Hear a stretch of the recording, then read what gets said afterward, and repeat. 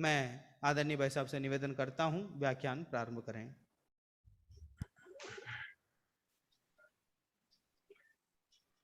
णमो अर्हन्ताणं णमो सिद्धाणं णमो वायर्याणं णमो अज्झायाणं णमो लोये सव्यसाहुणं। मंगलम भगवान वीरो मंगलम गौतमो गणी मंगलम कुंद कुंदार्यो जैन धर्मोस्तु मंगलम सर्वमंगल मंगल्यम सर्व कल्याणकारकम प्रधानां सर्वधर्माणां जैनं जयतु शासनम वंदितु सर्वसिद्धे धोयमचलमणोवं गदिं पत्ते वोच्छामि समय पाहुड मिणमो सुद केवली भणिदम।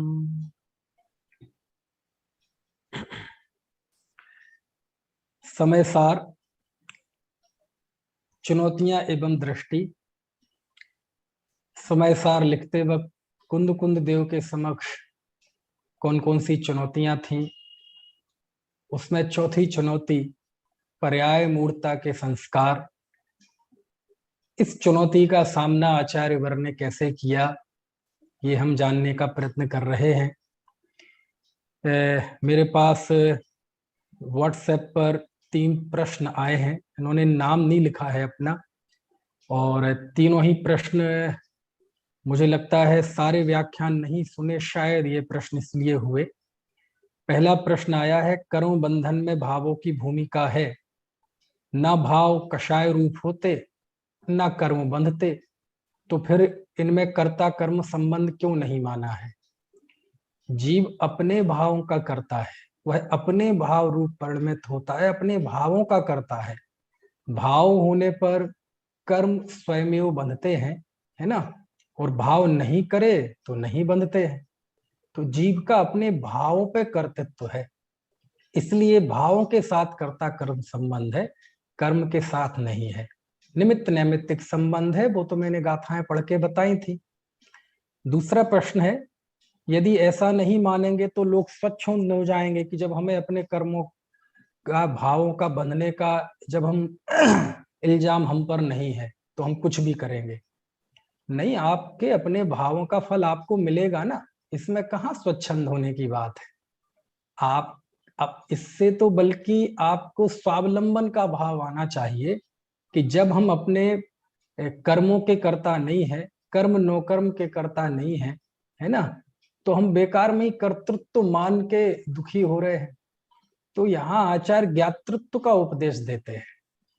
ऐसे ही यहाँ बात कही कि पाप पुण्य को हम समान कहेंगे, पुण्य को भी हे कहेंगे, तो फिर इससे लोगों के सामने नेगेटिव मैसेज जाएगा। तो ये बताना चाहिए कि शुद्धोपयोग में लगे लोगों के लिए ये पाप पुण्य दोनों एक है। तो ये तो बताया ही है ना, बार बार बताया है कि स्वभाव में स्थित जीव के लिए पुण्य पाप दोनों एक है। लेकिन देखो, जिनका भी ये प्रश्न है, शुद्धोपयोग की अवस्था में अभ्यास नहीं होता, आत्मस्थिरता की अवस्था में अभ्यास नहीं होता, वो तो अभ्यास का फल होता है। अभ्यास तो हम विकल्पात्मक अवस्था में ही करते हैं। आखिर हम जब बोलते हैं मोहक दुखक खो कम्मक खहो समाहि मरणम बोहि लाहम च, ओम ह्रीम श्री देवशास गुरुभ्यो अष्ट कर्म दहनाय धूपम निर्वपामिति स्वाहा, मैं 8 कर्मों के नाश करने के लिए धूप समर्पित कर रहा हूं। तो आखिरकार आप भगवान के सामने अपना विजन क्लियर कर रहे हैं ना कि हमें 8 कर्मों का नाश करना है। अब कोई कहे कि ये पूजा करने से 8 कर्म का नाश होगा क्या? नहीं, नहीं होगा। फिर क्यों? आखिर हमारा विजन है ये। और 8 कर्मों में पुण्य भी है, पाप भी है, तीर्थंकर नाम कर्म की प्रकृति भी है। 8 कर्म से बाहर नहीं है संसार। साता वेदनीय भी है, देव आयु भी है, तीर्थंकर नाम कर्म भी है। जो जो जिन जिन के नाम पे मुंह पे पानी आता है वो सब है। तो क्या हम बोलना बंद कर दें अष्ट कर्म दहनाय धूपम निरुपामति स्वाहा? नहीं, ये हमारा विजन क्लियर होता है इससे, है ना। आत्मस्थ होने के पहले हमें अपना विजन, हमें अभ्यास करना पड़ता है, अपना दृष्टिकोण संभालना पड़ता है। दृष्टि संभालने का फल ही आत्मस्थ होना है। इसलिए ये अभ्यास कर रहे हैं हम, और अभ्यास में हकीकत में पुण्य पाप दोनों एक हैं। और पुण्य पाप दोनों एक हैं, ये बात पापी जीव को थोड़ी समझ में आती है, पुण्य की भूमिका वाले को ही समझ में आती है। और रही बात स्वच्छंदता की, तो देखो ऐसा है, आपको पता, अपात्र जीव तो कुछ भी पढ़ के स्वच्छंद हो सकता है। उसे आप प्रथमानियोग पढ़ाओ, उसमें भी स्वच्छंद हो जाएगा। करणानियोग पढ़ाओ, उसे भी स्वच्छंद हो जाएगा। चरणानियोग पढ़ाओ, उससे भी स्वच्छंद हो जाएगा। कैसे हो जाएगा? उसे करणानियोग कहो कि भैया 6 महीने में 608 जीव ही जाते हैं। 11वें गुणस्थान वाला जीव अंतर मुहूर्त में पहले गुणस्थान में आ जाता है। जब तक जीव का अर्ध पुद्गल परावर्तन काल शेष नहीं हो, सिर्फ पटक पटक के मर जाए तब भी सम्यक दृष्टि नहीं हो सकता। अच्छे पराधीन है जी हम, जो कुछ होगा अपने आप होगा, कर्म करेगा, हमारे हाथ में कुछ है ही नहीं, हमें नहीं करना धर्म कर्म। क्या गलती है उस 11वें गुण स्थान वाले उस शांत मोही जीव की? क्यों गिर जाता है पहले गुण स्थान में? तो जिसे स्वच्छंद होना हो तो वो तो कुछ भी पढ़ के हो जाएगा, वो तो चरणानियोग को पढ़ के हो जाएगा। अच्छा जी, रात में एक पानी की बूंद पी लें तो खून पीने के बराबर है। रात्रि में एक भोजन, एक दाना खा लें तो मांस खाने के बराबर है। ऐसा कौन सा पाप कर दिया? ठीक है, तो अब जी हमें छोड़ना नहीं, हम तो मांस ही खाएंगे सीधा। तो उत्तेजना वाला व्यक्ति, अविवेकी व्यक्ति, वो तो कुछ भी पढ़ के स्वच्छंद हो सकता है, वो तो प्रथमानियोग पढ़ के स्वच्छंद हो जाएगा। अच्छा जी, प्रथम तीर्थंकर ऋषभ देव, वो यदि नीलांजना का डांस देख सकते हैं तो मैं टीवी क्यों नहीं देख सकता? मैं बूगी बूगी क्यों नहीं देख सकता? जब भरत तो तद्भव मोक्षगामी लड़ सकते हैं तो मैं क्यों नहीं लड़ सकता? हम भाई भाई क्यों नहीं लड़ सकते? जब रामचंद्र जी को इतना मोह था कि 6 महीने कंधे पे लेके घूमते रहे, तो हम क्यों नहीं घूम सकते? हमें इतना मोह है तो क्या बात है, क्या हो गई बताओ? आप क्यों मेरी निंदा करते हो? तो देखो, अपात्र जीव, हठाग्रही जीव, वो तो कुछ भी पढ़ा दो, सांप को दूध भी पिलाओ तो जहर उगलेगा। ऐसी जिसे आत्महित की धधस नहीं है, उसे तो कुछ भी, कोई भी अनियोग सुना दो, वो तो अपने पाप को ही पुष्ट करेगा। इसलिए कुंद कुंद देव ज्यादा चिंता नहीं करते इन चीजों की, है ना। वो बस एकांत की तो उन्हें चिंता होती है और उसके लिए वो पूरे प्रयत्न करते हैं। तो ये सारी बातें चूंकि पिछले व्याख्यानों में शुरुआत में आ चुकी हैं, लेकिन फिर भी आपने भेजा, अब जिनने भेजा होगा वो समझ गए होंगे, इसमें नाम तो नहीं लिखा है, तो ये है। चलिए, और भी कोई आपको प्रश्न हो तो आप मुझसे, व्हाट्सएप नंबर कल दिया था, चैट बॉक्स में भी दे दिया था, तो आप वहां से देख के मुझे भेज सकते हैं, क्योंकि अब तो कल का ही दिन बचा है। जो भी होगा संक्षेप में, जब आप देने लायक होगा तो दूंगा, है ना। ऐसा नहीं सारे प्रश्नों के जवाब दूंगा, और जो विषय चल रहा है उस विषय से संबंधित होगा तो दूंगा, और यदि पहले दे चुका हूंगा तो नहीं दूंगा, एकदम नया होगा तो दूंगा।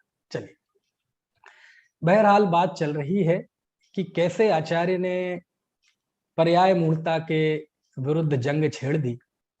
कल हमने जाना था कि कुंद कुंद देव सबसे बड़ी बाधा कर्ता बुद्धि को देखते थे, और उन्होंने कर्ता बुद्धि पे पूरा प्रहार किया। पर्याय मूर्ता दरअसल संसार का मूल क्या है? मैं जीव जिस अवस्था को धारण करता है उस अवस्था में तन्मय हो जाता है, बस ये मूल है। बाकी चीजें तो ये उसकी डकार हैं। जैसे मैं गोरा, मैं सेठ, मैं मूर्ख, मैं पुरुष, मैं पंडित, में ये तो डकार है उस पर्याय मूर्ता की।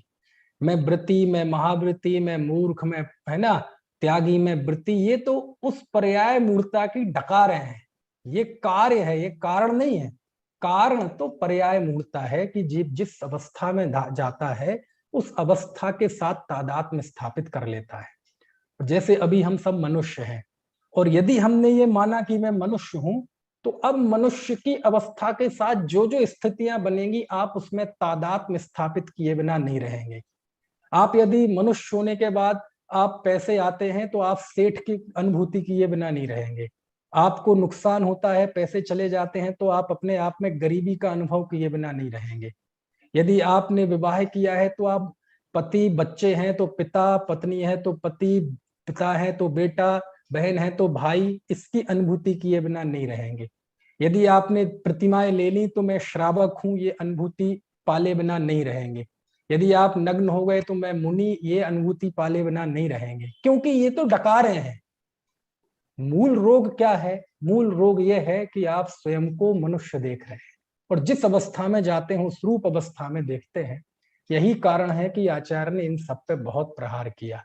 लेकिन जब यह जीव नया जन्म पाता है, कदाचित मनुष्य अवस्था में अच्छे संयोग मिलते हैं, तो थोड़ा शास्त्र सीख लेता है, ज्ञान अर्जन कर लेता है, बंध की कथा सीख लेता है, तो आचार्य उस पर भी थोड़ा सा प्रहार करते हैं। आप मोक्ष अधिकार की प्रारंभिक गाथाएं जाएं तो आचार्य ने ज्ञान के एकांत का निषेध किया है कि यदि कोई शास्त्र अनुसार सीख लेता है, बंध का स्वरूप जान लेता है और वो सोचता है कि मैं बंध का चिंतन करते करते, बंध की प्रक्रिया को रटते रटते मुझे आत्मा मिल जाएगा, तो आचार्य ने उसका भी निषेध किया। इसी तरह कोई धर्म के क्षेत्र में आता है और व्रतादि करता है ना, तपश्चरण करता है, तो आचार्य ने उस क्रिया नय पर भी गहरा आघात किया। क्योंकि अनादिकाल से यदि जीव को मनुष्य पर्याय मिल जाए, सब कुछ अनुकूलताएं मिल जाए मुक्ति के लिए, आत्म स्वभाव को प्राप्त करने के लिए, तो दो बड़े स्थान हैं जहां वो अटकता है। या तो वह शुष्क ज्ञान में अटकता है या फिर क्रिया में अटकता है। तो आचार्य ने दोनों ही अटकने के जो अवसर हैं उन दोनों का घनघोर निषेध किया। ज्ञान का तो कम किया, लेकिन क्रिया का बहुत ज्यादा निषेध किया। क्योंकि क्रिया के प्रति व्यक्ति की इतनी ज्यादा निष्ठा और इतनी ज्यादा अंदर में उसके प्रति उल्लास और उत्साह होता है कि समय सार में आचार्य ने आत्मज्ञान शून्य, मिथ्यात्व सहित, अज्ञान सहित व्रत नियम इन सब पे कड़े प्रहार किए। और जहां जहां उन्होंने वो प्रहार किए हैं, वो व्रत नियम पे प्रहार नहीं किए हैं, दरअसल उस जीव के अज्ञान भाव पे प्रहार किए हैं। आप यदि पुण्य पाप के प्रसंग में जाएंगे, आप पढ़ना गाथा 152, गाथा 153, पर मठम मिदु अठिदो जो कुणदि तबम बदम च धारे दी तम सब्बम बाल बदम बाल बिंति सब्बंडू बदणीयमाणी धरंता शीलाणी तहा तबम च कुब्बंता परमठ बाहि राजे डिब्बाणम तेड़ा विंदंती। इससे बड़ा ढाई डोज नहीं हो सकता, बहुत तगड़ा डोज है। आचार्य कह रहे हैं जो जीव परमार्थ में स्थित नहीं है, जो परमार्थ को नहीं जानता, परमार्थ में स्थित नहीं है, जो कुणदि तबम वह तप करता है, बदम च धारे दी वह व्रत भी धारण करता है, लेकिन परमार्थ से रहित जीव के व्रत धारण करना, तप करना, वो क्या है? तम सब्बम, वह सब, उन सबको, बाल बदम, वो बाल व्रत, बाल तबम, बाल तप, बिनती सब्बन्नु, सर्वज्ञ उसे ऐसा कहते हैं। यानी अज्ञानी जो भी व्रत और तप करता है, भगवान उसे बाल व्रत और बाल तप कहते हैं। अब बोलो कितनी बड़ी बात है, समझ में आए ना? बाल व्रत बाल तप है ना। मोक्ष पाहुड़ में अज्ञान सहित यदि शास्त्र ज्ञान हो तो उसके लिए इसी तर्ज पे नाम दिया है बाल श्रुत। कौन सा नाम दिया है? बाल श्रुत। तो देखो आप, यानी जो जीव परमार्थ में स्थित नहीं है वो उसके व्रत नहीं होते, उसके तप नहीं होते, तो उसके क्या होते हैं? तो भगवान ने उनको बाल व्रत और बाल तप कहा है। देखो यहां भी आचार्य ने साक्षी भगवान की साक्षी दी है। समझ में आया? परमठम मिदु अठितो जो कुलदि तबम बदम च धारे दी तम सब्बम बाल बदम बाल तबम बेंति सब्बंड। और भी है, 153वीं गाथा देख लें आप, जबरदस्त है। थोड़ा सा पढ़ने की आदत डालें, बड़ा आनंद आएगा। बदनियमाणी धरंता, कोई व्रत को नियम को धारण करने वाला, शीलाणी तहा तबम च कुब्बंता, शील और तपों को करने वाला, यदि वह परमठ बाहि राजे, जो भी परमार्थ से बाहर हैं, डिब्बाणम तेड़ा बिंदंती, उनको निर्माण की प्राप्ति नहीं होती। तो देखो, क्रिया के एकांत पर चोट की ना, ज्ञान के एकांत पर भी, क्रिया के एकांत पर भी, यानी जहां जहां जीव के अटकने के चांस होते हैं, आचार्य ने उन सबको चुन चुन कर उस पर कुठाराघात किया। और आप वहां जाएंगे, मेरे समझ से 273 या 74 नंबर की गाथा है बंद अधिकार में, वहां तो आचार्य लिखते हैं बद समिति गुत्तियो सील तबम जिणवरे ही पंडितम, कि जिनवरेंद्रों के द्वारा बताए हुए व्रत, समिति, गुत्ती और शील तप को करने वाला भी अभव्य अभव्य जीव अन्नाणी मिच्छिदिठेदु, वह अज्ञानी और मिथ्या दृष्टि है। यानी इससे बड़ा हाई डोज क्या हो सकता है कि हे जगत के जीवो, तुम जिन व्रत, तप, समिति, गुप्ती को कर करके हर्षित हो रहे हो, फूले नहीं समा रहे हो, और तुम ये महसूस करते हो कि सारी दुनिया मेरी मुट्ठी में है। मेरे समय 273वीं गाथा है। आचार्य कहते हैं ये तो अभव्य भी कर लेता है। बोलो कितनी खतरनाक बात है। क्या लिखा? ये अभव्य भी कर लेता है, यानी व्रत तप का पालन अभव्य भी कर लेता है। क्यों? क्योंकि जो नौवें ग्रहव्यक में जाता है 31 सागर की आयु लेकर, वो कोई कपड़े वाला नहीं जाता, नग्न दिगंबर जाता है। और वो भी कोई अनाचार अतिचार वाले जीव नहीं जाते, जो उत्कृष्टता के साथ पालन करते हैं वो जाते हैं।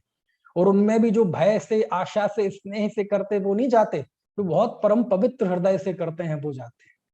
तो ये कितनी बड़ी बात है। आचार्य आपको ले कहां जाना चाहते हैं कि जिस जिस वजह से आपके अंदर या तो हीनता का बोध होगा या अहंकार का बोध होगा, और वो कोई ना कोई आलम्बन से होगा।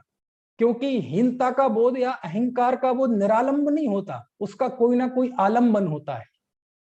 कोई भी कषाय हो, उसका कोई ना कोई आलम्बन होता है। आप कहें कि जी मुझे क्रोध आ रहा है, किस पे आ रहा है? बस कुछ नहीं, ऐसे ही आ रहा है।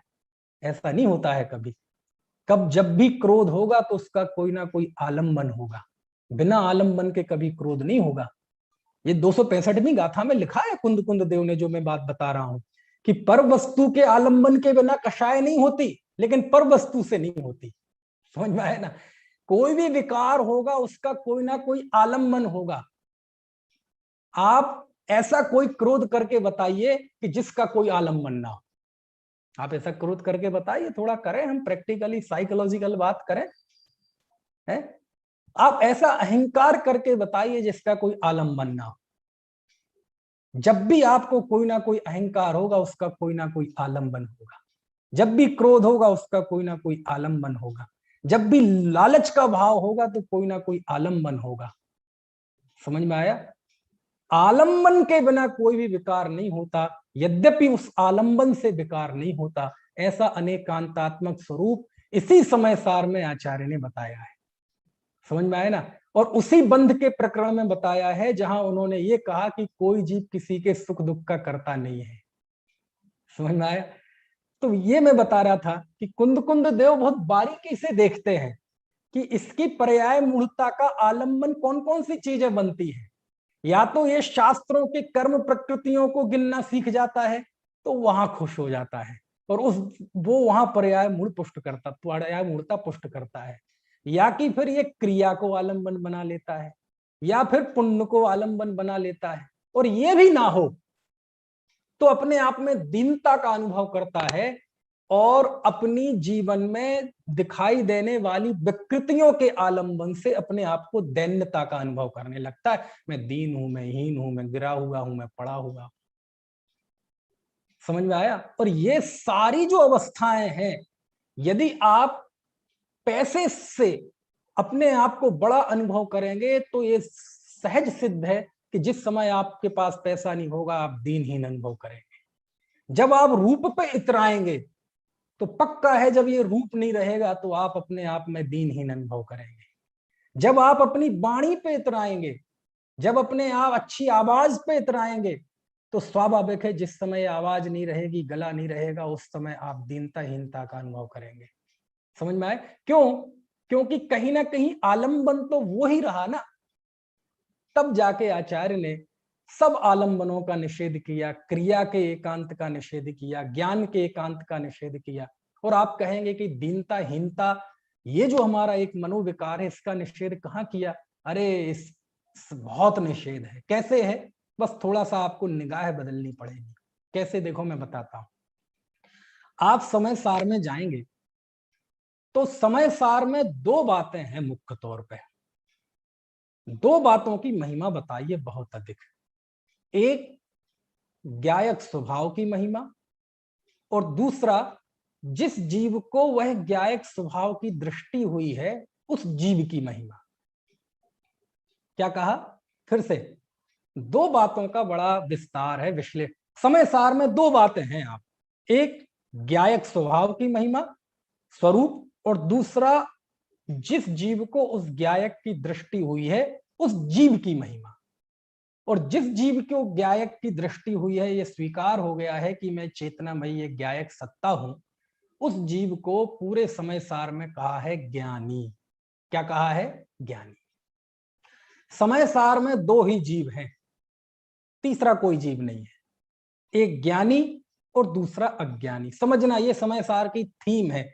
यदि ये थीम नहीं समझेंगे तो आपको समय सार के बहुतेरे प्रकरण समझ में नहीं आएंगे, कई सारे प्रकरण समझ में नहीं आएंगे। फिर से बताता हूं, समय सार में कोई मुनि नहीं, कोई गृहस्थ नहीं, कोई व्रती नहीं, कोई अव्रती नहीं, कोई भक्त नहीं, कोई भगवान नहीं, कोई गृहस्थ नहीं, कोई ग्रह त्यागी नहीं, कोई मुनि नहीं, कोई अर्जिका नहीं, कोई प्रतिमाधारी नहीं। समय सार में केवल दो जीव हैं, एक ज्ञानी और दूसरा अज्ञानी। समय सार रूपी विश्वविद्यालय से केवल दो सर्टिफिकेट जारी होते हैं, एक ज्ञानी, दूसरा अज्ञानी। यहां कोई वृत्ति है, चरणानी युग में जाके पूछो। कौन से गुण स्थान में है, वो कितने कर्मों का बंधन, वो करणानी युग में जाके पूछो, है ना। वो मुनि है कि ग्रस्त है, समय सार में ये सारी चीजें नहीं देखी जाती। कितनी प्रतिमाधारी है, नहीं देखी जाती। क्यों? वो जो ज्ञानी है वो स्त्री है कि पुरुष है कि नपुंसक है? चुप। समय सार में ये सारे दृष्टिकोण नहीं है। समय सार सारी दुनिया के जीवों को केवल दो भागों में बांटता है, एक वो जो स्वयं को ज्ञायक देखते हैं और एक वो जो स्वयं को ज्ञायक नहीं देखते हैं। अब नहीं देखने की फिर बात वो बहुत है, क्या देखते हैं, तो फिर वो तो लंबी श्रृंखला है। समझ में आया? फिर से बोलता हूं मैं, दो दुनिया में जितने जीव हैं, कुंद कुंद देव समय सार में सारी दुनिया के जीवों को दो भागों में बांटते हैं। अब वैसे मार्गणाओं के हिसाब से जाओ तो जैसे आगम में बांटेंगे ना, संसारी, मुक्त, बहिरात्मा, अंतरात्मा, परमात्मा, त्रय, स्थावर, एक इंद्रिय, दो इंद्रिय, तीन इंद्रिय, चार इंद्रिय, पंचेंद्रिय।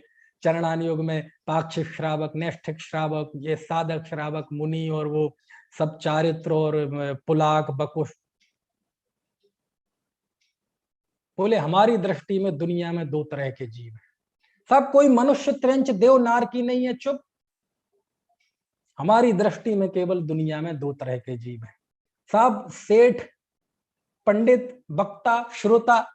ना ना ना ना, हमारी दृष्टि से सारी दुनिया में केवल दो तरह के जीव हैं। यानी सारे विश्व के जीवों को आचार्य ने दो भागों में बांटा, एक वो जो स्वयं को आत्मा देखते हैं और एक वो जो स्वयं को आत्मा नहीं देखते हैं। बस दो ही।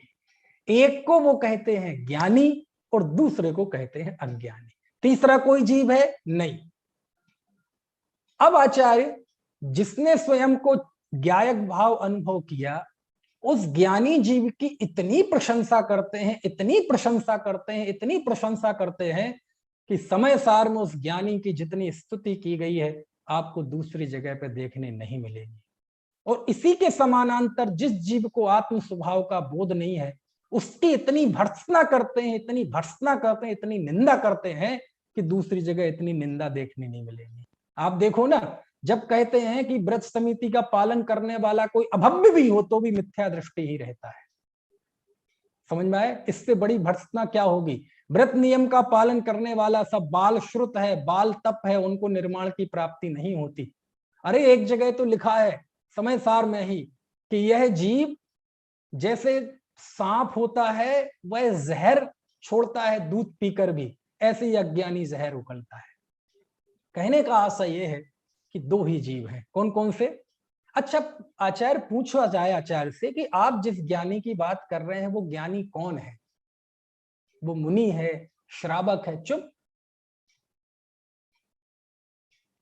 मेरे विश्वविद्यालय में ये डिग्री नहीं दी जाती। नहीं, वो त्यागी है, वृत्ति है कि अवृत्ति है ना।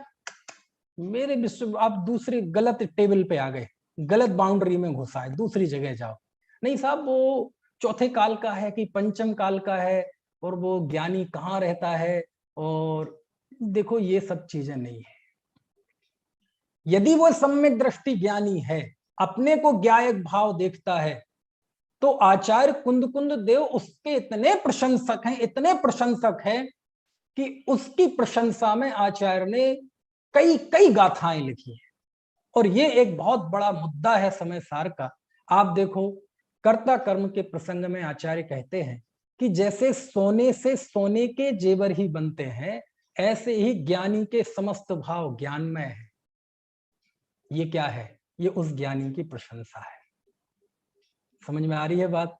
जब वो आश्रव अधिकार में आते हैं, आश्रव के प्रसंग में, तो कुंद देव लिखते हैं, रत्थिदु आसो बंदो सम्मादिठ्य आसो निरोध। क्योंकि ज्ञानी और अज्ञानी और उन्हीं को कहीं कहीं जहां सेंसिटिव पॉइंट है, उन्हीं को नाम दिए हैं सम्यक दृष्टि और मिथ्या दृष्टि। समझ में आया ना? दूसरी गाथा में जिसे स्वसमय और परसमय कहा है, तो वो कहते हैं कि सम्यक दृष्टि के आश्रव बंध नहीं होता। अब कोई प्रश्न कर सकता है कि हे आचार्य देव, हमने तो सुना है 13वें गुण स्थान में भी इरिया पथाश्रव होता है, 10वें गुण स्थान तक बंद होता है, और आप तो कह रहे सम्यक दृष्टि के आश्रव बंद नहीं होता। समझ में आया ना? तो आप देखो उस ज्ञानी को कितना महिमा मंडित करते हैं आचार्य। और इसके बाद संवर अधिकार में भी वो यही कहते हैं कि सम्यक दृष्टि के कोई विकृति नहीं है। और निर्जरा अधिकार को तो मैं यूं कहता हूं कि निर्जरा अधिकार यानी क्या? निर्जरा अधिकार मतलब सम्यक दृष्टि का कीर्तन। कीर्तन तो आप जानते हैं कि नहीं? कीर्तन किसे कहते हैं, है ना? कीर्तन तो होता है ना, जैनियों में भी होता है 2400 घंटे का अखंड पाठ, काय का णमोकार मंत्र का होता है कि नहीं? तो वो णमोकार मंत्र, 2 पंक्तियों का 5 पदों का णमोकार मंत्र 2400 घंटे में से हम हजारों बार नमो अरे हंताड़म, नमो से धाड़म, है ना? तो दूसरे धर्मों में जाएंगे आप, कीर्तन होता है हरे राम, तो वो एक ही पंक्ति, वो पता चले 48 घंटे का बोले कीर्तन, कई कई महीने का कीर्तन।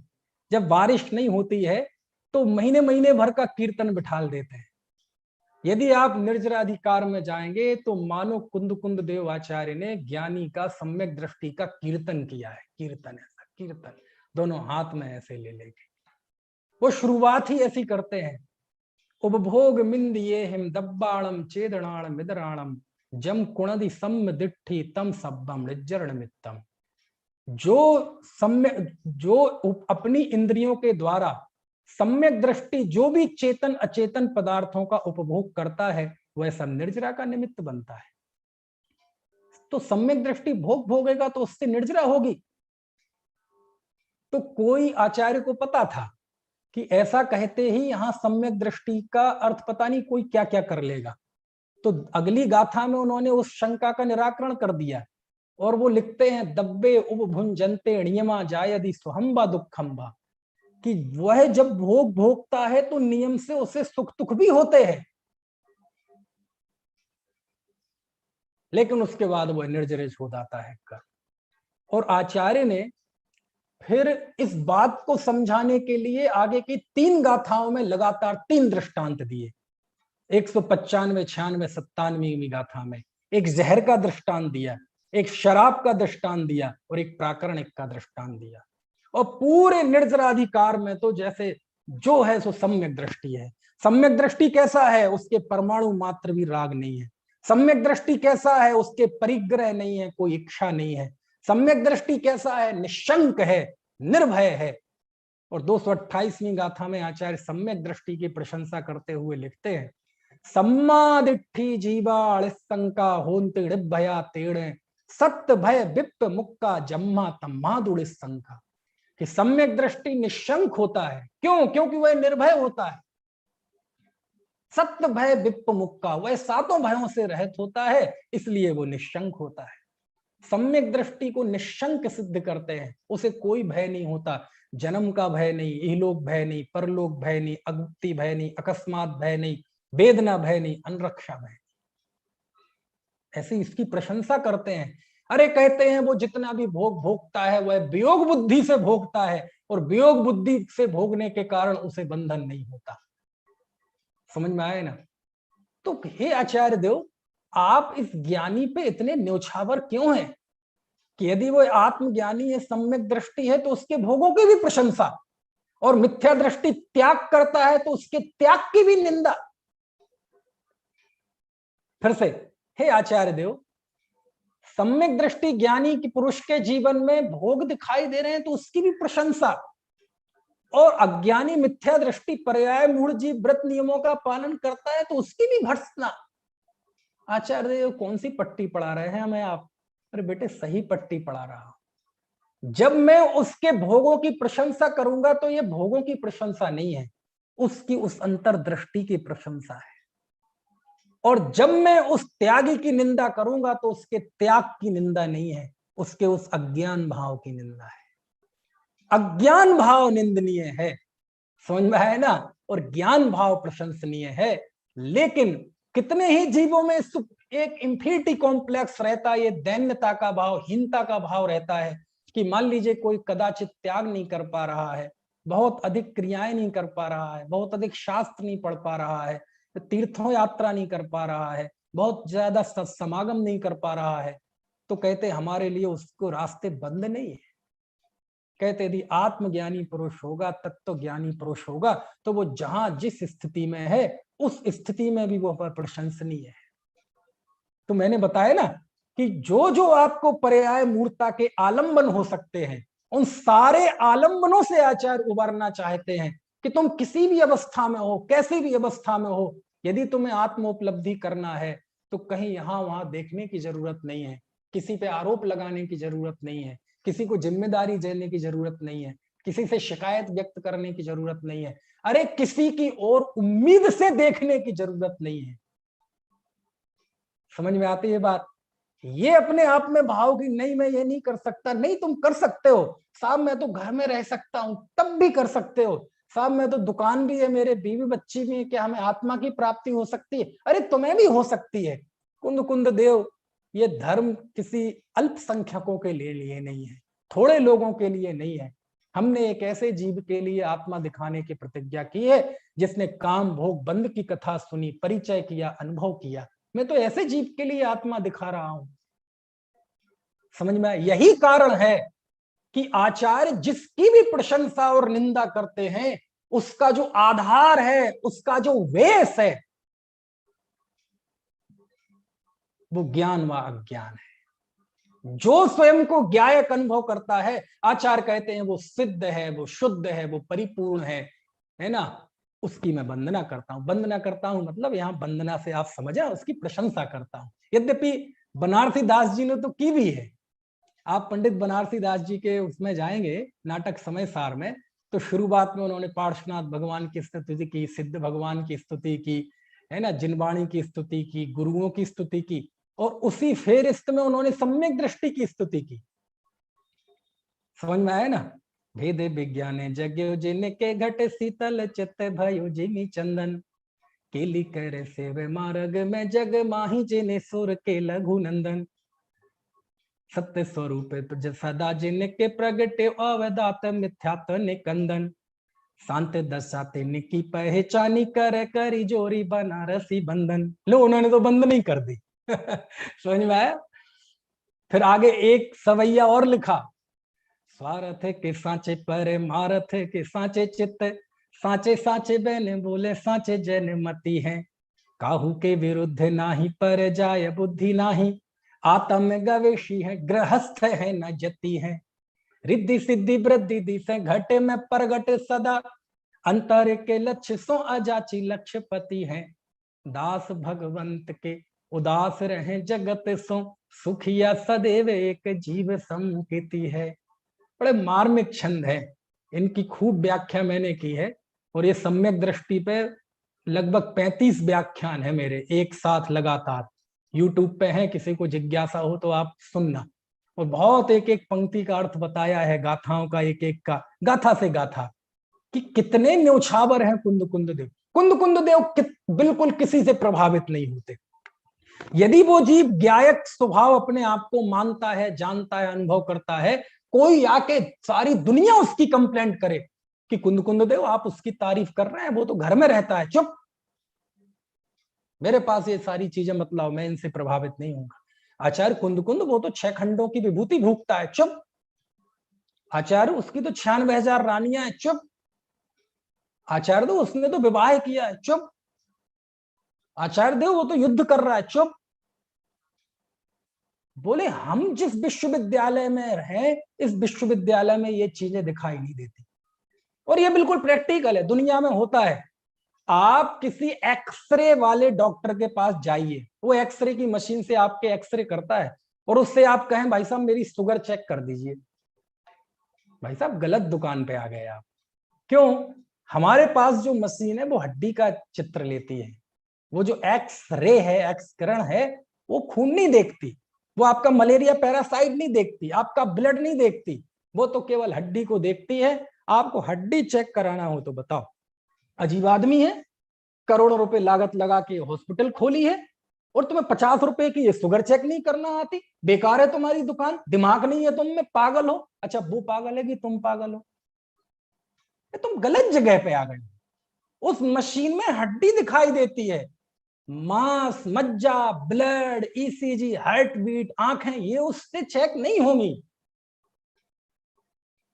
और लैब में जाके कोई कहे कि भाई साहब मेरी हड्डी चेक कर देना, मेरी सीटी स्कैन कर देना, गलत दुकान पे आ गए। समय सार आपकी वृद्ध दशा, अवृद्ध दशा, ग्रस्त दशा, मुनि दशा, इसको विषय नहीं करता। समय सार के विश्वविद्यालय में केवल एक चीज देखी जाती है, सारी दुनिया के जीवों को लाओ, बस ये कसौटी है, इस पे इसको रखो। यदि आत्मज्ञानी होगा बहुत बढ़िया, और आत्मज्ञानी नहीं होगा इस तरफ कूड़े में डाल दो उसे, बस इतनी ही दृष्टि है, और तीसरी दृष्टि नहीं है। दो ही जीव हैं, ज्ञानी और अज्ञानी। इसको आप ऐसे समझो जरा। देखो मैं आपको एक छोटा सा दृष्टांत देता हूं।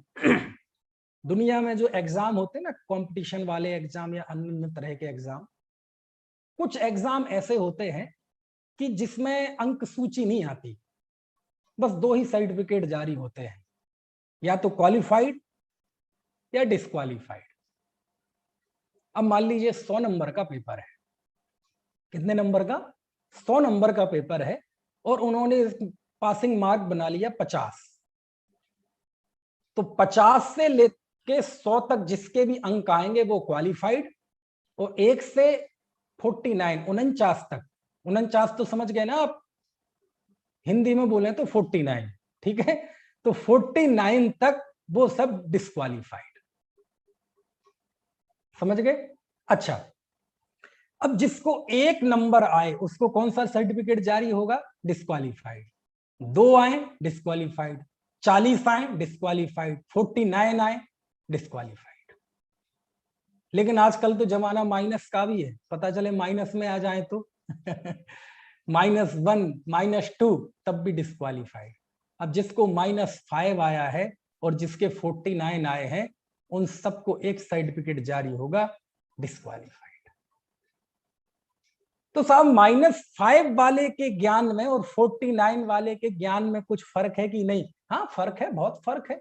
कितना फर्क है? इसके 49 आए, उसके -5 आए, तो फर्क तो बहुत है, लेकिन उस बिंदु को तो नहीं छू पाया ना, वहां तक तो नहीं पहुंच पाया ना, चूक तो गया ना। चाहे पहली सीढ़ी से गिरे, चाहे 100वीं सीढ़ी से गिरे, लेकिन वहां तो नहीं पहुंच पाया ना जहां पहुंचना चाहिए। तब कुंद कुंद देव उस सबको एक नाम देते हैं, डिस्क्वालिफाइड। और किसी के 50 नंबर हो और किसी के 55 और 100, सबको एक कौन सा सर्टिफिकेट जारी होगा? क्वालिफाइड। अब जिसको 100 नंबर आए, जिसके 50 नंबर आए, उनके ज्ञान में फर्क होगा? होगा। अनुभव में फर्क होगा? होगा। प्रतिभा में फर्क होगा? होगा। होगा। लेकिन यहां तो उन सबके लिए एक ही सर्टिफिकेट है, कौन सा? क्वालिफाइड। तो 2 ही सर्टिफिकेट है। अंक सूची करड़ा नियुक्त देगा। वह ज्ञानी किस गुण स्थान में, उसके हिसाब से करणानियोग अंक सूची जारी करेगा कि वो ज्ञानी प्रथम 4थे गुण स्थान में है तो 41 प्रकृतियों का संबर 5वां है, तो उस हिसाब से वो सर्टिफिकेट बांटेगा। वो मेरा विभाग नहीं है। नहीं साहब वो तो बता कौन सी प्रतिमाधारी, वो चरणानियोग डिग्रियां बांटेगा, वो अलग सेक्शन है, वो अलग डिपार्टमेंट है, वो हमारा डिपार्टमेंट नहीं है। यहां तो 2 ही डिग्रियां हैं, क्वालिफाइड, डिस्क्वालिफाइड। समय सार कहता है जीव 2 ही प्रकार के हैं, ज्ञानी, अज्ञानी। और ज्ञानी अज्ञानी, अज्ञानी कौन? तो जरा श्रृंखला शुरू करो, नीचे से ले जाओ आप। एक श्वास में 18 बार जन्मने वाला वह निगोदिया जीव कौन सा, जिसकी चर्चा छेड़ालाकार ने की, एक श्वास में 8-10 बार जन्मो मरियो भरियो दुख बार। यानी संसार की सबसे निकृष्ट अवस्था, सूक्ष्म लब्ध अपर्याप्त तक निगोदिया जीव एक श्वास के 18वें भाग जिसकी आयु है वो। उसके बाद अन्य निगोदिया वहां से निकलकर कोई पृथ्वी कायक, जल कायक, अग्नि कायक, वायु कायक, वनस्पति कायक, ये सब वहां से निकलकर विकलत 2 इंद्रिय, 3 इंद्रिय, 4 इंद्रिय, उसके ऊपर पंचेंद्रिय, पंचेंद्रिय से भी ऊपर आ जाओ संगी पंचेंद्रिय, संगी में भी नारकी छोड़ दो, त्रंच छोड़ दो, देव छोड़ दो, मनुष्य। और मनुष्य में भी कोई जिन कुल में पैदा हुआ जिसने जन्म से ही घृत मिथ्यात्व का सेवन नहीं किया वो जीव, और न केवल ऐसा जीव, उसने तत्व ज्ञान किया, शास्त्र पढ़े, गुरुओं का समागम किया, शास्त्रों का पारगामी हो गया, और ऐसा शास्त्र बांचता है, ऐसे प्रवचन करता है कि हजारों जीव सम्यक दृष्टि हो गए, लेकिन वो नहीं हुआ।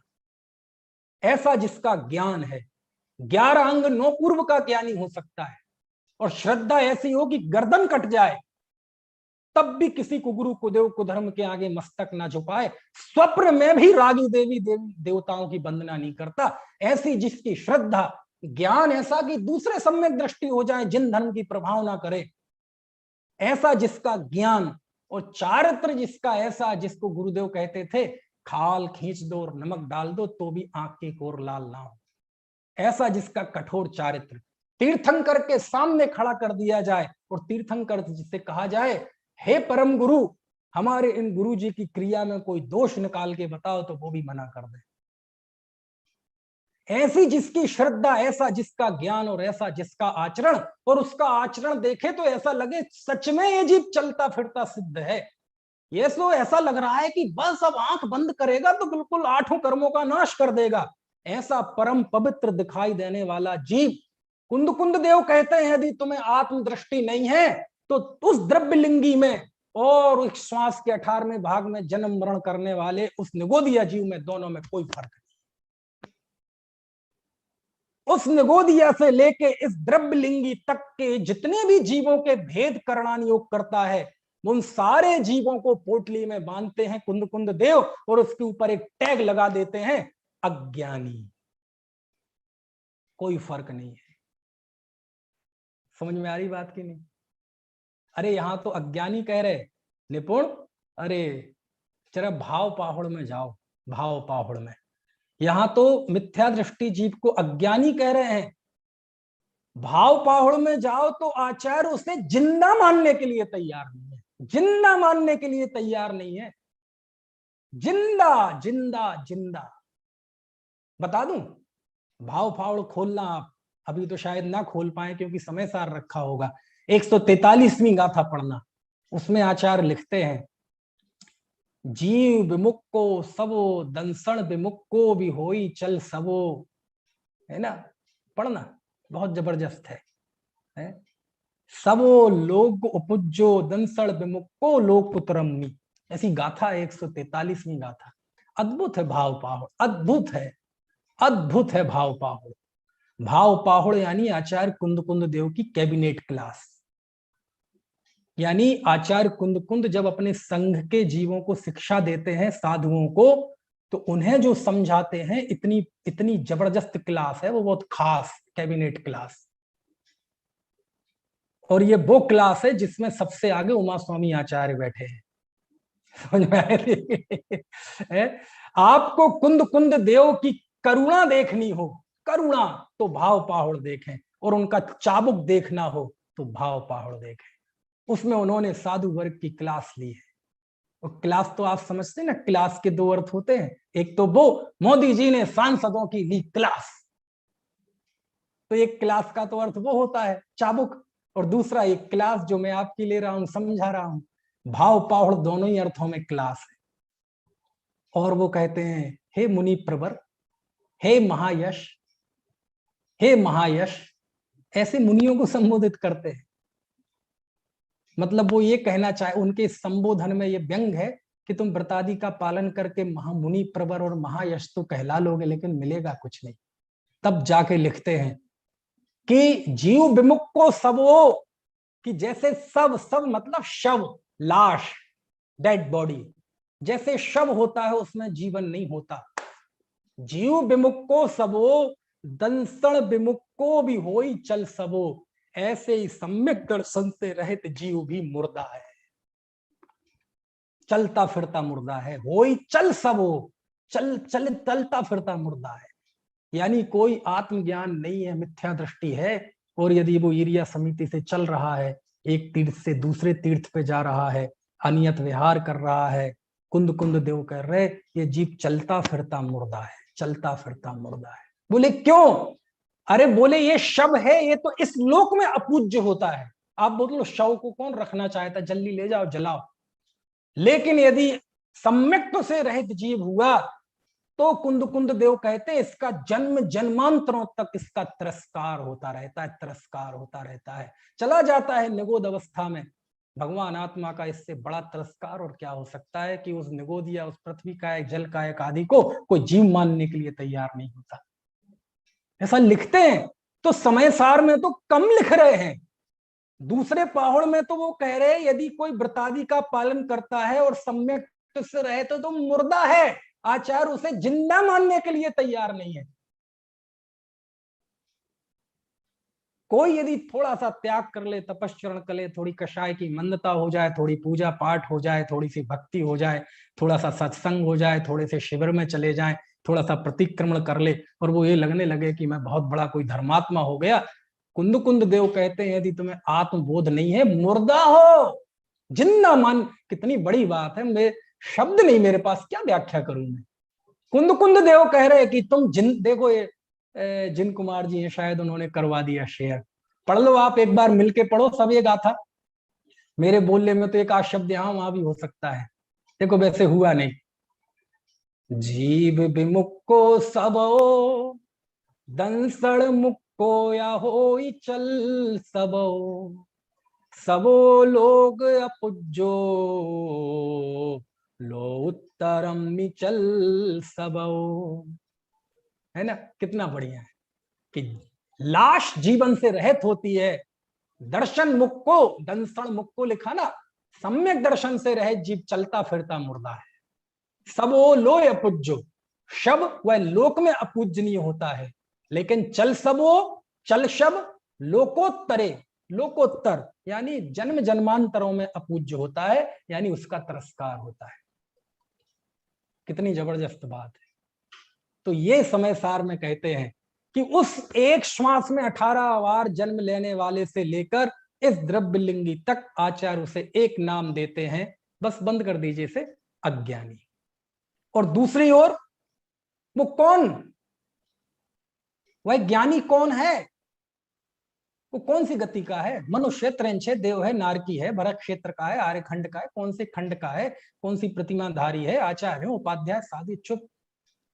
यदि वह स्वयं को ज्ञायक देखता है तो वह ज्ञानी है, बस खत्म बात साहब। हमने तो देखा, अरे वो जो भी हो वह ज्ञानी तो यदि भोग भी भोगेगा तो उससे भी निर्जरा होगी साहब। उसको तो घर में बैठा, अरे वो निशंक है साहब, दुकान करता है, युद्ध करता, अरे वो निर्भय है साहब। वो 96,000 रानियां भोगता है, अरे वो अनिच्छुक है, अपरिग्रही है। तो वो दिख तो रहा है, करता हुआ दिखाई तो दे रहा है, हम उसे इतने, उसके व्यक्तित्व के इतने बड़े पहलू को कैसे गौण कर दें? कहते वो सम्यक दृष्टि का काम नहीं है, वो ज्ञानी का काम नहीं है। तो किसका काम है? वो ज्ञानी के साथ साथ अभी असंयमी है, उसके असंयम का काम है। वो भोजन तो करता है, ज्ञानी भोजन नहीं करता, वो मनुष्य भोजन करता है। वो पानी भी पीता है, ज्ञानी भोजन नहीं पीता, वो मनुष्य भोजन पानी पीता है। विवाह तो करता है, ज्ञानी विवाह नहीं करता, वो मनुष्य विवाह करता है। आहार भय संज्ञा तो देखी जा रही है, वो ज्ञानी की नहीं होती। वो ज्ञानी के साथ साथ उसके व्यक्तित्व के दूसरे पहलू भी हैं, वो उसका कार्य है, उसके ज्ञान का कार्य नहीं है। ये भेद विज्ञान इस समय सार में कराया है। कुछ बात समझ में आ रही कि नहीं? पढ़ो 198वीं गाथा, जरा निकाल दो। अब जब ये शेयर की थी तो 198वीं कर दो, जरा मजा आ जाए। समय सार की, भाव पाहुड़ की नहीं, समय सार की। मुझे तो याद है, आपके लिए करवा रहा हूं, जब तक मैं बोल के बता देता हूं। कुंद देव को सम्यक दृष्टि की भोग वृत्ति को उभारना, उसको आपके सामने लाना नहीं है। कुंद देव तो ये बताना चाहते हैं, जिस जीव को ज्ञायक की पहचान हो जाती है, ज्ञान दर्शन में अपने सत्ता की पहचान हो जाती है, उसकी एक अपनी अलग दुनिया हो जाती है, वो दुनिया से बिल्कुल निराला रहता है। उसके लिए आंखों से दिखाई देने वाली चीजें बिल्कुल जैसे नाटक की तरह देखता है, थोड़ा हर्ष विषाद को प्राप्त होता हुआ दिखाई देगा, लेकिन ये उसका ज्ञानीपन नहीं है, वो अलग तरह का जीव होता है। 24 घंटे उसके अंदर एक दिया जलता रहता है। आचार्य देव उस दिया के और उस दिया की वजह से जो अंदर में वो रोशन रहता है तत्व ज्ञान से, भेद विज्ञान से, उस पे न्यौछावर है, उस पे लट्टू है? देखो ये 3 गाथा है, अपन तो एक ही पढ़ेंगे, 3 पढ़ने के लायक अपने पास समय नहीं है, लेकिन ये तीनों में वही बात है। पहली गाथा पढ़ लो जरा, 198वीं गाथा। उदय विवागो बिबिहो कम्माणम वन्निदो जिणवरेहिम रणदुते मध्य सहावा जानंग भावो दुअहमेको। देखो कितनी अच्छी गाथा है, कितनी अच्छी गाथा है। कई व्याख्यान है यूट्यूब पे, है मेरे इस पे। मालूम क्या लिखा? नहीं निकालो अभी उसको, उन शब्दों से बताऊंगा मैं अर्थ। निकालो। उदय विवागो बिबी हो कम्माणम, कर्म का उदय का विविध प्रकार का विपाक। उदय विभागो, उदय का विपाक, कर्म के उदय जब फल देता है ना, तो उसी को बोलते कर्म के उदय का विपाक। विविहो, विविधा, विविध प्रकार का। किसका? कम्माणम, कर्मों का। किसने बताया है? जिणवरे ही वर्णिदो, जिन बड़ों के द्वारा वर्णित किया गया है। समझ में आया ना? जिनवरेंद्रों के द्वारा कर्म के उदय का विविध प्रकार का विपाक जिनवरेंद्रों के द्वारा वर्णित किया गया है। देखो पहली लाइन में आचार्य ने, ये कुंद देव की एक शैली है, कई गाथाओं में है। एक लाइन में वो सारी दुनिया को रिप्रेजेंट करते हैं, सारे विश्व को हाथ पे रख देते हैं, और अगली लाइन में बिल्कुल उससे उलट बात कर देते हैं, बिल्कुल उसके सामने एक सवालिया निशान खड़ा करके बिल्कुल दुनिया दूसरी बदल देते हैं। तो पहली पंक्ति में आचार्य ने, दिख रही ना आपको पहली पंक्ति, इसमें सारे विश्व को रिप्रेजेंट कर दिया कि दुनिया में कर्म के उदय का विविध प्रकार का विपाक जिनवरेंद्रों ने कहा है। आप देखो, ज्ञानावरण के उदय से अज्ञान रूप अवस्था, दर्शनावरण के उदय से अदर्शन रूप अवस्था, है ना, मोह के उदय से मोह रूप अवस्था, रागद्वेष रूप अवस्था, आयु कर्म के उदय से हम सब मनुष्य हुए, मनुष्य ये आयु कर्म की अवस्था, साता वेदनी कर्म के उदय से विविध प्रकार के रोग दशा, निरोग दशा, फायदा, नुकसान, यश, अपयश, हर्ष, विषाद, ये होता है। नाम कर्म की अवस्था से कोई स्वस्थ, कोई गोरा, कोई काला, कोई ठिनगा, कोई मोटा, कोई मीठे स्वर का, कोई कर्कश स्वर का, ये होता है। गोत्र कर्म के उदय से कोई बुरे संस्कारों में पैदा होता है, कोई अच्छे संस्कारों में पैदा होता है। पूरा इस पहली पंक्ति की व्याख्या में आपको पूरे पुराण में सुना सकता हूं। पूरा 24 तीर्थंकरों का, पूरे 63 शलाका पुरुषों का जीवन बताया जा सकता है, पढ़ा जा सकता है। क्यों?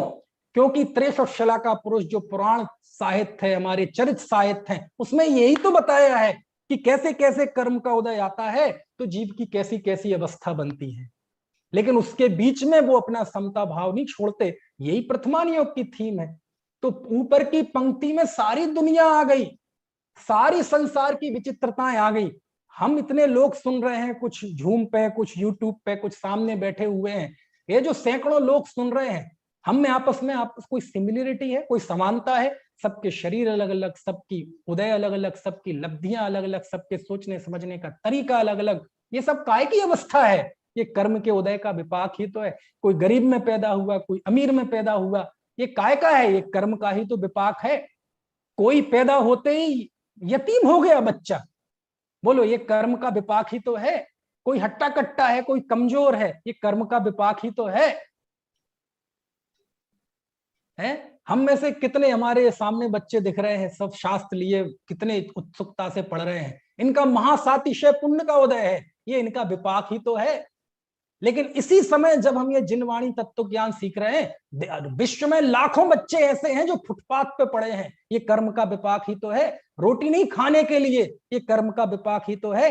झोपड़पट्टियों में, रेलवे के ट्रैक के किनारे मक्खी मच्छरों में काटते हुए पड़े हुए हैं, तन में पहनने के लिए कपड़े नहीं है, ये कर्म का विपाक ही तो है। उदय विवागो विविहो कम्माणम वन्निदो जिणवरेहिं। कर्म के उदय का विविध प्रकार का विपाक जिन वरेंद्रों ने कहा है कि कर्म के उदय में विविध प्रकार की स्थितियां, फल कैसे बनते हैं, इसमें ज्ञानी कहाँ है? क्योंकि आचार्य को तो सारी दुनिया के बीच में ज्ञानी को स्थापित करना है, और ज्ञानी को स्थापित कर दिया तो समझ लो ज्ञान को स्थापित कर दिया, भगवान आत्मा को स्थापित कर दिया।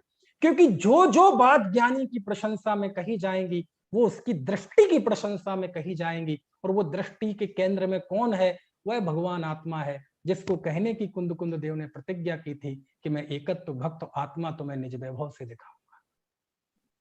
तो मैंने तो उसी समय कहा था, ये 5वीं गाथा अपने माथे पे लिख लीजिए। समय सार का कोई भी प्रकरण पढ़ें, कोई भी गाथा, कोई भी कॉमा फुल स्टॉप पढ़ें, वो प्रतिज्ञा को कभी नहीं भूलें कि उस गाथा में आपको वो एकत्व भक्त दिख रहा है कि नहीं दिख रहा है। यदि दिख रहा है तो आप सही दिशा में हैं, और नहीं दिख रहा है तो आप पढ़ रहे हैं लेकिन अभी वहां नहीं पहुंच पा रहे हैं। तो देखो, पहली लाइन में आचार्य ने सारी दुनिया को रिप्रेजेंट कर दिया। उदय विभागो विविहो कम्माणम वन्निदो जिणवरेहिं। कर्म के उदय का विविध प्रकार का विपाक जिन वरेंद्रों ने कहा है, इसमें ज्ञानी कहाँ है? रणदुते मध्य सहावा जानंग भावो दुआमेको। ये है भेद विज्ञान। ये सब मेरा स्वभाव नहीं है। रणदुते मध्य सहावा, वो मेरा स्वभाव नहीं है। 8 कर्म उदय जन अवस्थाएं मेरा स्वभाव नहीं है। ये तो नास्ति से हो गया, फिर है क्या? जानंग भावो दुआमेको, मैं एक गायक भाव हूं, ये मेरा स्वभाव। देखो आ गए ना वहीं तक, गाथा में वो बात उभर कर आ गई ना, गायक भाव निकल कर आ गया ना। कहते ये उसकी दृष्टि है, बस कुंद कुंद देव इस पे न्योछावर है। हमें उसके उदय की तारीफ नहीं करनी है, लेकिन हम तुम्हारे अंदर से हीनता का बोध निकालना चाहते हैं, सबके जीवन में उत्साह देखना चाहते हैं। किसी को ये ना लगे, अंडर एस्टिमेट ना हो जाए कि मैं जहां हूं वहां आत्मा का ज्ञान नहीं कर सकता। कहते तुम जहां हो, जिस अवस्था में हो, उस समय तुम अनुभव कर सकते हो। क्यों? जिसकी दृष्टि करनी है वो तुम खुद हो, बस तुम्हें संभालनी अपनी दृष्टि है, बस उसके लिए सारी कवायद।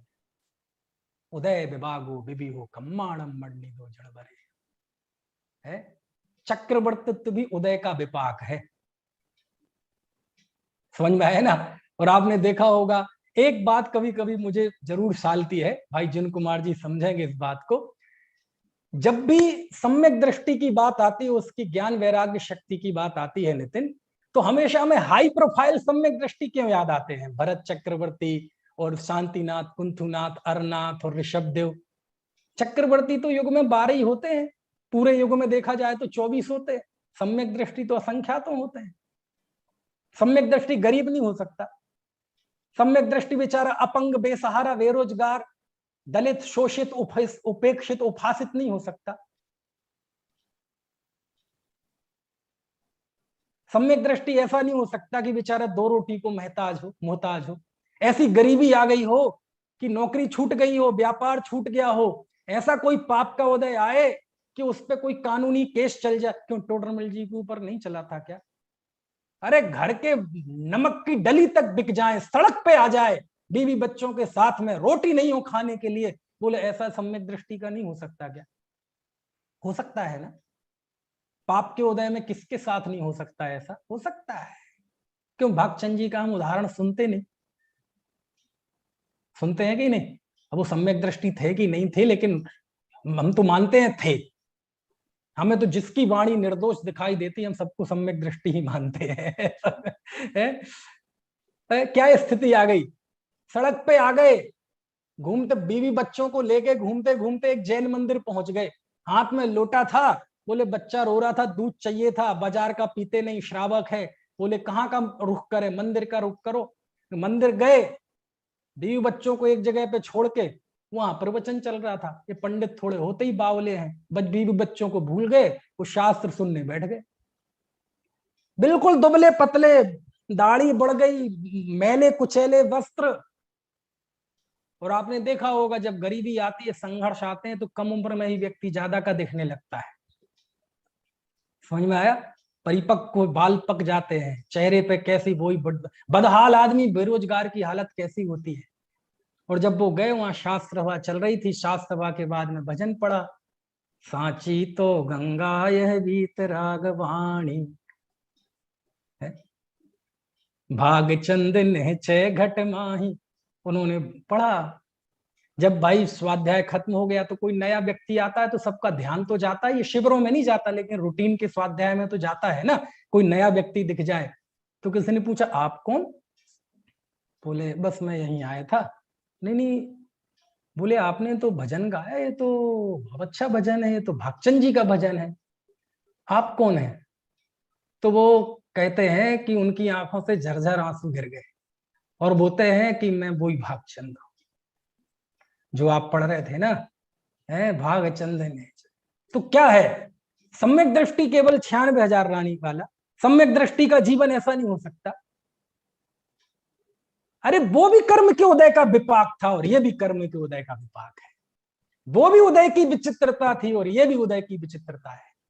सम्यक दृष्टि के पाप का उदय भी तो आ सकता है, ऐसा भी तो उदय आ सकता है कि अरे वो ना निकले, घर के उसके बेटे बहू लात मार के निकालते सड़क पे आ जाए, अरे शरीर में ऐसा कोड़ फूट जाए कि इसे बाहर वहां जंगलों में छोड़ दे, कोड़ियों के आश्रम में, मवाद बह रही, शरीर में कीड़े पड़ रहे, पट्टियां बंधी हुई है, सगी पत्नी सगे बेटे बहू भी पास आने के लिए कतराते हैं, जानवरों जैसा जीवन हो जाए। क्यों? सम्यक दृष्टि के ऐसा पाप का उदय नहीं आता क्या?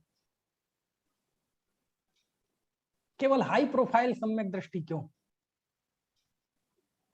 क्यों बड़े बड़े नाम क्यों? छोटे छोटे भी तो हो सकते हैं। वो भी उदय का विपाक है, ये भी उदय का विपाक है। वो पुण्य के उदय की पराकाष्ठा है, ये पाप के उदय की स्थिति है। वह वहां उस स्थिति में अनुभव करता है कि मैं ज्ञायक हूं, ये यहां स्थिति में अनुभव करता है कि ज्ञायक हूं। कुंद कुंद देव कहते हैं तुम अपने दैन्य भाव का अथवा अहंकार का जो भी आलंबन बनाओगे, हम उस आलंबन को छोड़ेंगे नहीं। तुम किस किस जरिए अपने पर्याय मूर्ता को पुष्ट करोगे, हम तुम्हें छोड़ेंगे नहीं। इसलिए बोले इन सब कर्म के उदय के विपाक को एक तरफ रखो और ये अनुभव करो कि मैं ज्ञायक भाव हूं। बस ये जो भेद ज्ञान है, ये जो ज्ञानी की अंतर्दृष्टि है, कुंद कुंद देव इस पे न्योछावर है, इस पे लट्टू हैं। और इस अंतर्दृष्टि का मानो वो कीर्तन करते हैं कि वह निरीक्षुक है, अपरिग्रही है, उसे बंधन नहीं होता, उसे साथ भय नहीं होते। समझ में आए ना? चलो अभी वो तो आज तो टाइम का भी पता नहीं चला, समय काफी हो गया है। अभी बीच में चर्चा छोड़ता हूं, कल आखिरी चर्चा है, फाइनल टच इसे दूंगा कल।